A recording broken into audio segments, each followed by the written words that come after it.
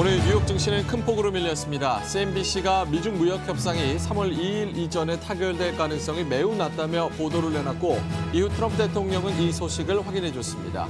다우지수는 장중 1.5% 넘게 밀렸습니다. CNBC는 익명의 소스를 인용해 현재 두 나라가 합의에 도달하기에 시간이 많이 부족하기 때문에 만남이 연기될 가능성을 제기했습니다. 트럼프 대통령은 데드라인 이전에 시진핑 주석을 만나지 않는다고 언급했고 무역회담 무산이 몰고 올 파장에 세계가 집중하고 있습니다. 유럽연합 집행위원회가 올해 유로존 경제 성장 전망치를 종전 1.9%에서 1.3%로 큰 폭으로 하향 조정했습니다. 중국의 저조한 성장, 영국의 노딜 브렉시트 가능성 등으로 유로존의 성장 엔진이 급속히 냉각되고 있는 게 아니냐는 우려가 나오고 있습니다. 국제유가도 무역협상 빨간불에 지레 겁을 먹었습니다. 미중 정상회담이 없을 수도 있다는 소식에 원유 수요 부진에 대한 우려가 나왔습니다. WTI는 배럴당 52달러 64센트에 거래를 마쳤습니다.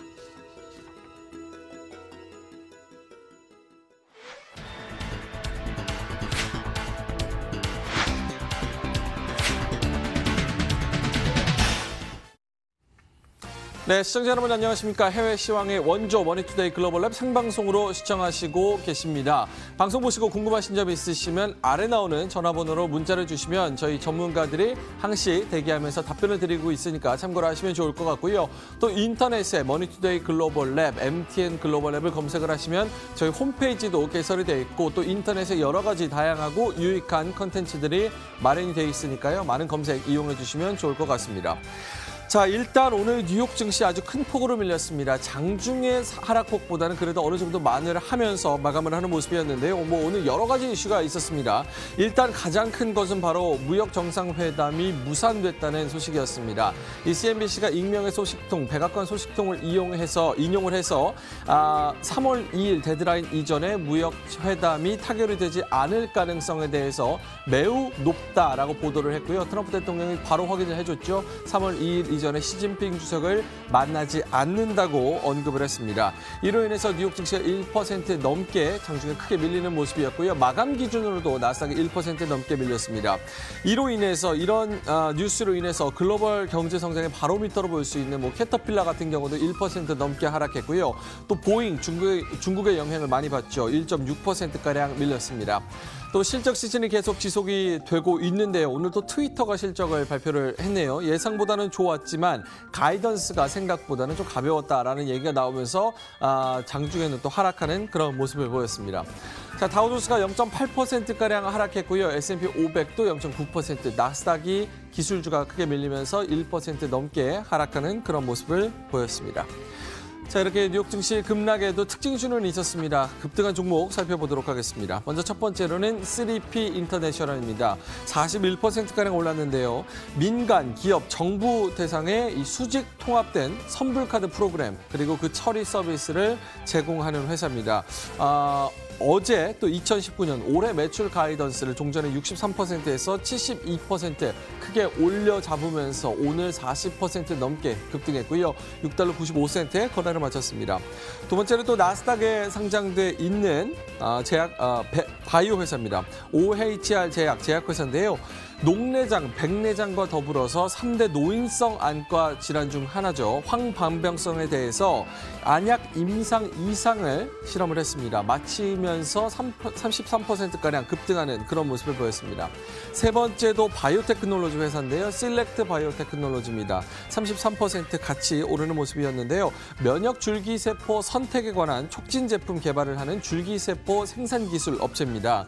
합병증을 크게 줄이는 기술을 가지고 있는 걸로 알려져 있는데요. 오늘 33% 오르면서 2달러 29센트에 거래를 마쳤습니다.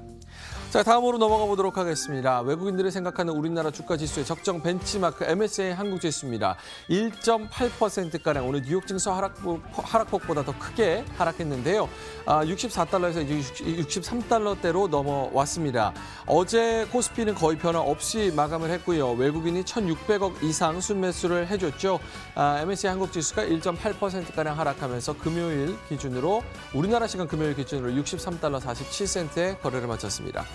자, 코스닥과 더 연동성이 깊은 퍼스트러스트 코리아 지수는 0.1%가량 소폭 하락했고요. 23달러 34센트에 오늘 장 거래를 마쳤습니다. 자, 오늘 글로벌 이슈가 많았습니다. 오늘 글로벌 시황 마감 상황 어땠는지 시황센터를 통해서 알아보도록 하겠습니다. 김민재 앵커입니다.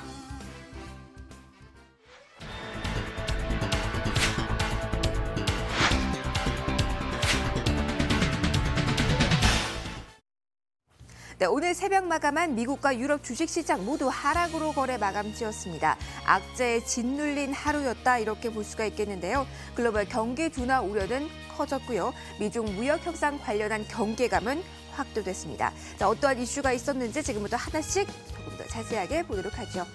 자, 보시는 것처럼 종가 모두 하락권에서 거래 마감이 됐습니다. 나스닥 지수가 1% 넘게 밀렸고요. 다우도 200포인트 정도, S&P 500 지수도 1% 가까이 하락하면서 오늘 종가 형성을 했습니다. 출발부터 하락권에서 출발했습니다. 나스닥을 제외하고는 모두 1% 미만의 하락으로 오전장 출발을 했고요. 플러스권으로 올라서는 흐름 없이 장중 내내 마이너스권에서 오늘 미국 주식시장은 머물렀다. 이렇게 흐름상은 보시면 되겠습니다. 악재가 많았다. 이렇게 언급을 드렸는데요. 시간상으로 하나씩 보도록 하죠.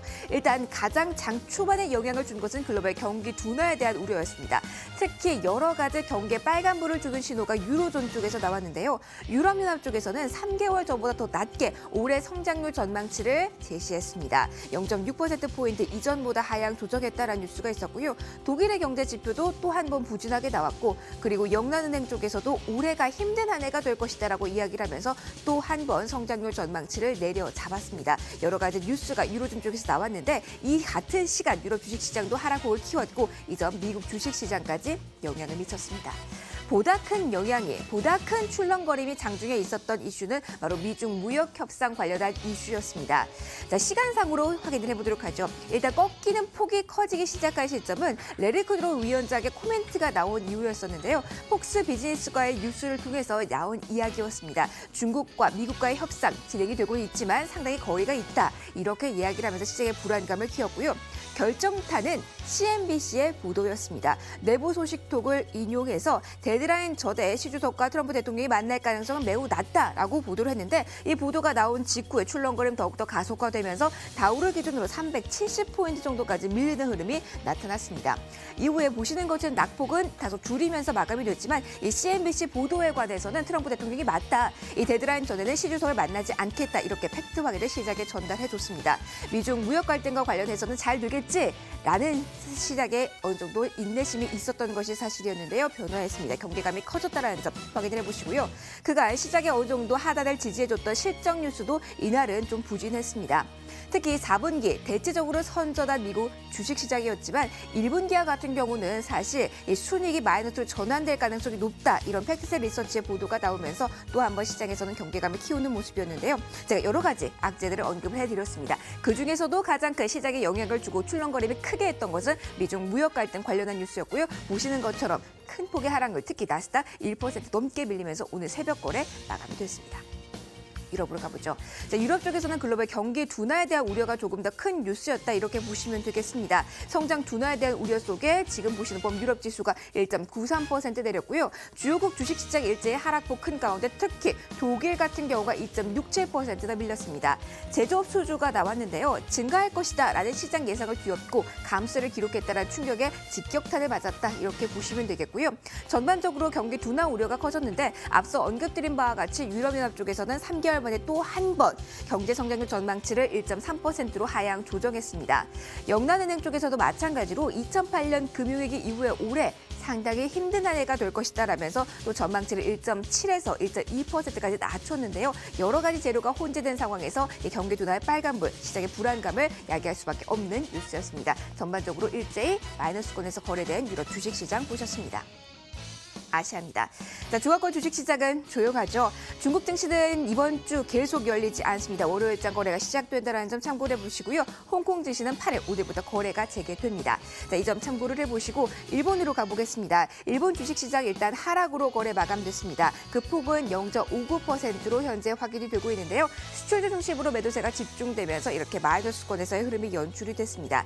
그나마 하단을 방어해준 것은 소프트뱅크발 뉴스라고 볼 수가 있겠는데요. 소프트뱅크 그룹은 기업은 호실적 발표했고 자사주 매입 소식 발표하면 17% 급등했습니다. 자, 그런 전반적으로는 어두운 분위기 속에서 일본 주식시장 움직인 하루였네요. 자, 인도 가보겠습니다. 뉴스가 있어서 함께 체크해 보려고 합니다. 인도 중앙은행이 17개월 만에 깜짝 기준금리 인하를 결정했습니다. 시장에선 동결을 예상을 했는데 금리 인하 깜짝 결정이 나왔고요. 그리고 통화정책 기조도 세밀한 긴축에서 중립으로 선회했습니다. 그러나 주식시장 자체에 미친 영향력 자체는 크지 않았고요. 오늘 거의 변동 없는 구간에서 어제 마감이 된 것으로 확인이 되고 있습니다. 자, 또 다른 신흥국 남미로 가보죠. 여기에서도 하나 뉴스를 보실 거지 바로 멕시코 쪽에서의 뉴스인데요. 멕시코 중앙은행 역시 지난달에는 금리를 인상했었는데 이번에는 동결을 결정했습니다. 그리고 또 한 번 통화 정책에 관해서는 글로벌 트렌드에 맞춘 걸까요? 중립으로 선회한다라고 이야기를 했는데요. 일단 이 지수 자체는 하락권에서 0.49% 밀렸고요. 브라질과 아르헨티나 주식시장, 특히 아르헨티나 주식시장 2%로 큰 폭의 조정을 받았다. 이렇게 정리를 해드리겠습니다. 전반적으로 지수 움직임을 쭉 보셨습니다. 이제 외환 시장으로 넘어가 볼까요? 자, 최근의 흐름 비슷하게 흘러가고 있습니다. 달러와 강세 나타나고 있는데요. 주요 6개국 통화 대비 달러 가치를 나타내는 달러 인덱스 또 한 번 소폭이지만 오르면서 96달러 선에 거래 마감이 됐습니다. 유가 가보도록 하죠. 앞서 계속 제가 글로벌 경기 둔화에 대한 우려라고 언급을 해드렸습니다. 자, 그렇기 때문에 수요 둔화에 대한 우려가 첫 번째였고요. 여기에다가 리비아 쪽에서의 생산량이 늘어날 것이다 라는 보도가 나오면서 아래쪽으로 움직인 오늘 원유 시장이었습니다. WTI 2.5% 꺾였고요. 브렌트 역시 1.7% 후퇴하면서 오늘 새벽 거래가 마감이 됐습니다. 마지막으로 비철금속 시세 확인하겠습니다. 조용하지만 좀 아래쪽으로 움직인 하루가 계속 이어지고 있는데요. 금 가격 0.01% 변동폭은 크진 않았습니다. 은도 소폭이지만 오름세 좀 엇갈린 흐름이 금과 은에서 나타난 오늘 새벽이었네요. 자, 좀 어두운 분위기였습니다. 악재의 시선이 모인 모습이 주식시장 전반에 그리고 상품시장에서도 확인이 됐는데요. 자, 이제 종목에 대한 이야기 해볼까요? 자, 월가 전문가들은 어떤 종목을 눈여겨봤을까요? 종목에 대한 이야기 김희욱 소장과 이어서 함께 하시죠.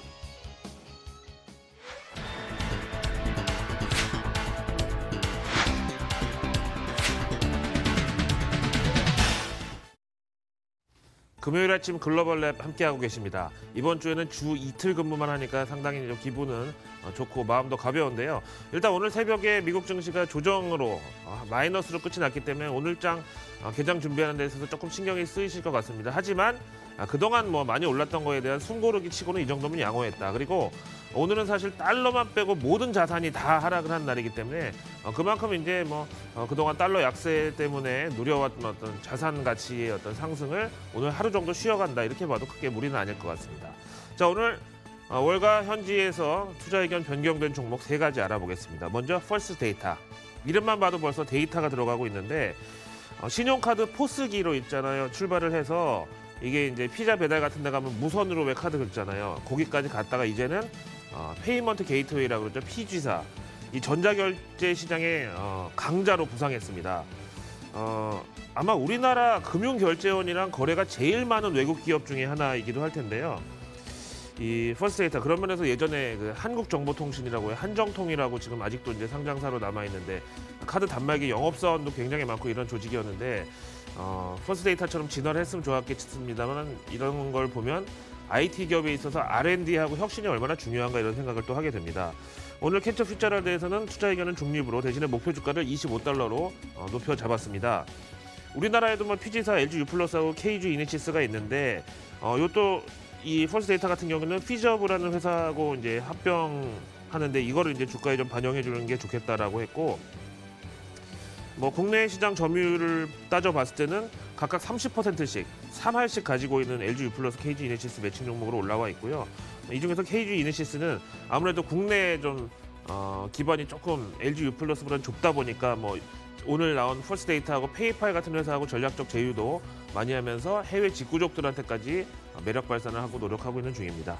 자, 퍼스트데이터 오늘 투자 의견 중립, 목표 주가는 조금 올려 잡았습니다만 전체적인 시황이 좀 부정적이다 보니까 0.2% 하락 마감했네요. 다음 스피릿 항공입니다. 항공사가 맞고요. 미국 내에서 국내 노선 위주로 움직이는 LCC 회사가 되겠습니다. 골드만삭스는 중립에서 매수로 스피릿 항공의 투자 의견을 높여 잡았는데요. 이게 근데 여러 가지 좀 말도 많고 좀 시끄러운 항공사 중에 하나인데 워낙에 저가라는 점에서 유명하지만 미국 항공사 가운데서 안전 등급을 별 2개를 받은 유일한 회사입니다. 그런 면에서 같은 LCC라고 하지만 우리나라 진에어하고 티웨이 항공 같은 경우는 진웨어가 별 7개, 티웨이가 별 5개 이런 정도로 안전도가 굉장히 높죠. 오늘 골드만삭스의 애널리스트 캐서린 오브라이언은 투자 의견 높이면서 목표가도 78에서 85달러로 높여 잡았습니다. 뭐 운임, 비운임 나누는 이게 넌티켓, 비운임 같은 경우는 수익뿐 아니라 총 매출까지도 신장세를 기대해도 좋다 이렇게 봤고, 그다음에 올해 매출 성장 전망치를 14% 플러스에서 19% 플러스로 상향을 했습니다.